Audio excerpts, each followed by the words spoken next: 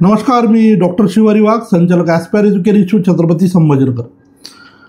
विद्यार्थी मित्रांनो, मी माझ्या व्हिडिओमध्ये बऱ्याचदा उल्लेख करतो की ॲस्पायर एज्युकेशन इन्स्टिट्यूटच्या माध्यमातून विद्यार्थी व पालकांना प्रवेश प्रक्रियेच्या संदर्भानं मार्गदर्शन करण्याचं आपलं काम आहे.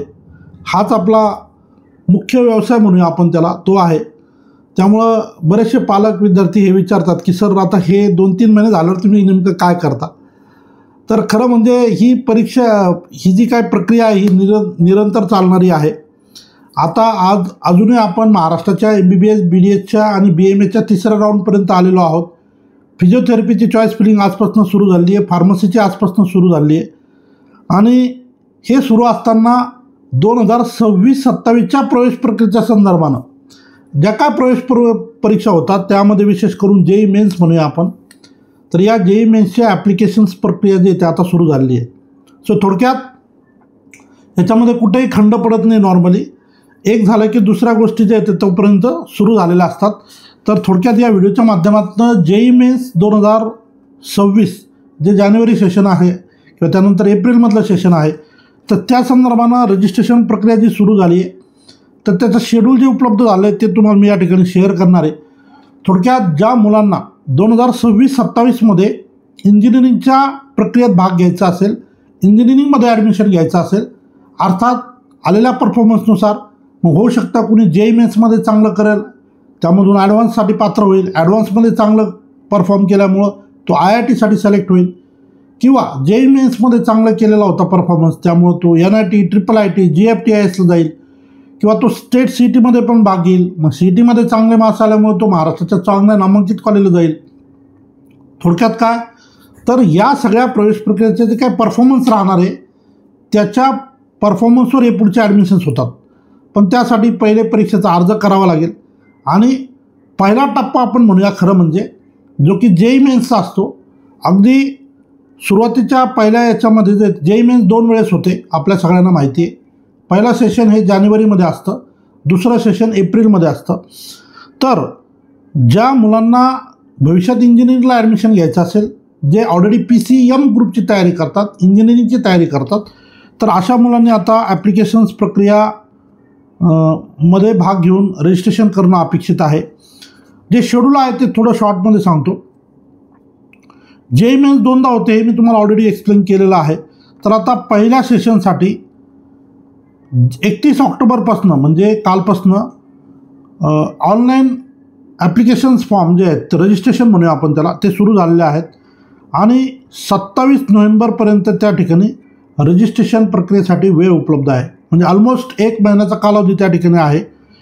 परंतु बऱ्याचदा आपण जेव्हा रजिस्ट्रेशन प्रक्रियेला उशिरा सहभागी होतो आणि मग जर तिथे काही डॉक्युमेंटची रिक्वायरमेंट उभी राहिली तर मग आपल्याकडे वेळ कमी पडतो, पुरेसा वेळ उपलब्ध नसतो आणि आपली धावपळ होते.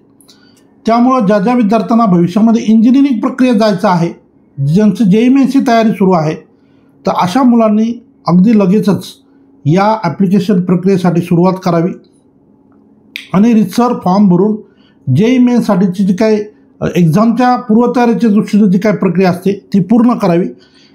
31 ऑक्टोबर ते 27 नोव्हेंबर जवळजवळ अशा पद्धतीनं 28 दिवस तुम्हाला उपलब्ध आहेत.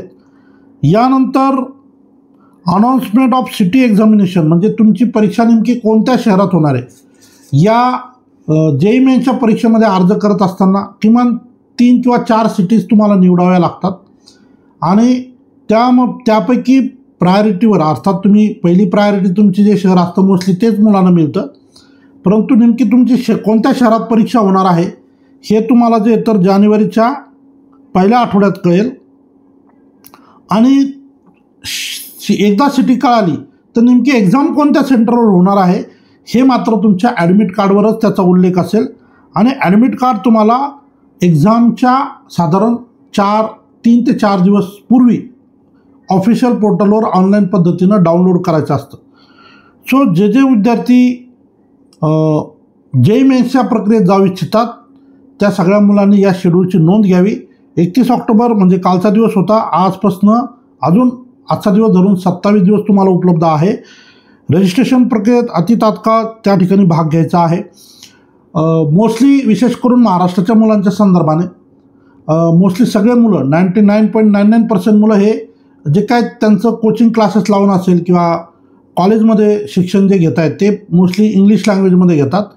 तर इथं तुम्हाला जवळजवळ बऱ्याचशा वेगवेगळ्या 13 लँग्वेजमध्ये पेपर उपलब्ध राहणार आहे ॲक्च्युली जो तुम्ही देणार आहे ऑनलाईन पद्धतीनं. परंतु इंग्लिशच ही लँग्वेज तुम्ही प्रेफर ठेवा, कारण सातत्यानं तुम्ही त्याच्यामध्ये प्रॅक्टिस केलेली असते. तर पेपरची जो एक्झाम लँग्वेज मोड आहे तो इंग्लिश तुम्ही ठेवावा. आणि ही परीक्षा ऑनलाईन पद्धतीनं कंडक्ट होते. जसं तुम्हाला सगळ्यांना माहिती आहे, कम्प्युटर बेस्ड CBT मोड, कम्प्युटर बेस्ड टेस्ट ज्याला आपण म्हणूया, 2 सेशनमध्ये ही परीक्षा होणार. त्यापैकी कुठल्या तरी एका सेशनला एका दिवशी तुमची एक्झाम होते. आणि या एक्झाममध्ये साधारण पहिला जो सेशन असतो तो 9 ते 12 मॉर्निंग सेशन असतो. आणि दुपारचा सेशन जो आहे तो सेकंड शिफ्ट म्हणूया त्याला आपण, ते दुपारी 3 ते 6च्या दरम्यान त्या ठिकाणी असते. पहिला जो पेपर असतो तो BTechसाठी असतो. आणि दुसरा जो पेपर असतो तो आर्किटेक्टच्या संदर्भाने असतो. पेपर 2A आणि पेपर 2B असतो तो बिझनेस प्लॅनिंगच्या संदर्भाने असतो. तर मेजर जे मुलं असतात ते BTechच्या संदर्भाने पेपर 1साठी अप्लाय करतात.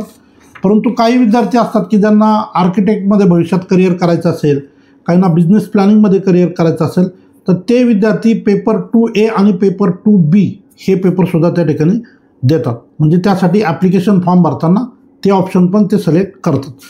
सो अतिशय महत्त्वाची सूचना आहे, NTAने JEE मेन्सचे फॉर्म जे ते रजिस्ट्रेशन ॲप्लिकेशन जे आहे ते सुरू केलेले आहेत. जे विद्यार्थी JEEचे प्रिपरेशनमध्ये आहेत अशा सगळ्या मुलांनी तात्काळ आपले फॉर्म त्या ठिकाणी पूर्ण करावी प्रक्रिया, जेणेकरून रजिस्ट्रेशन प्रक्रियेला गेल्यानंतर जर तुम्हाला लक्षात आलं की नाही अजून आपल्याला काहीतरी डॉक्युमेंट लागणार आहे. फॉर एक्झाम्पल, काही विद्यार्थी महाराष्ट्रामध्ये वेगवेगळ्या कॅटेगरीत बिलॉंग करतात, परंतु जे सेंट्रलमध्ये OBCमध्ये येतात तर त्यांना सेंट्रलचं OBC सर्टिफिकेट लागतं. कधी काढलेलं असावं 1 एप्रिल 2025 नंतर. आता जे विद्यार्थी 12th अपियर आहेत त्यांनी आतापर्यंत सर्टिफिकेट काढलेलं आहे का, तर नाही. तर यासाठी तुम्ही जर आत्ताच या प्रक्रियेला सुरुवात केली तर आठवड्याभरात तुम्हाला सर्टिफिकेट मिळेल आणि लगेचच तुम्हाला तुमचा ॲप्लिकेशन फॉर्म भरता येईल. हे एक उदाहरण दिलं. असं काही पण रिक्वायरमेंट तुम्हाला समोर येऊ शकते. काही मुलांचं जे तर ते आधार कार्डच्या संदर्भानं खूप कन्फ्युजन आहे. जसं डॉक्युमेंटवर नाव आहे तसंच आधारवर असतं, तर त्याच पद्धतीनं आधारचं नाव असावं का, हे सगळे खूप या संदर्भात विद्यार्थी पालकांचे कन्फ्युजन आहेत.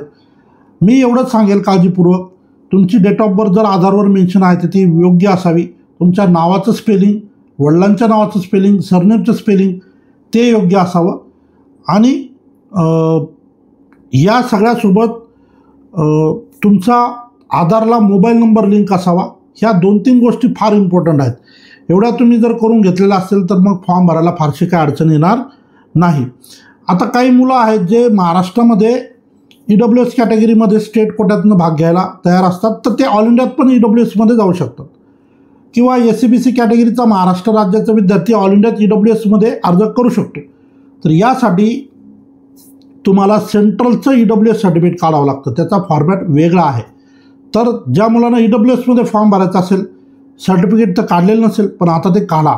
आठवड्याभरात ते तुम्हाला उपलब्ध होतं आणि मग तुम्हाला JEE मेन्सच्या फॉर्मची पूर्तता करता येईल.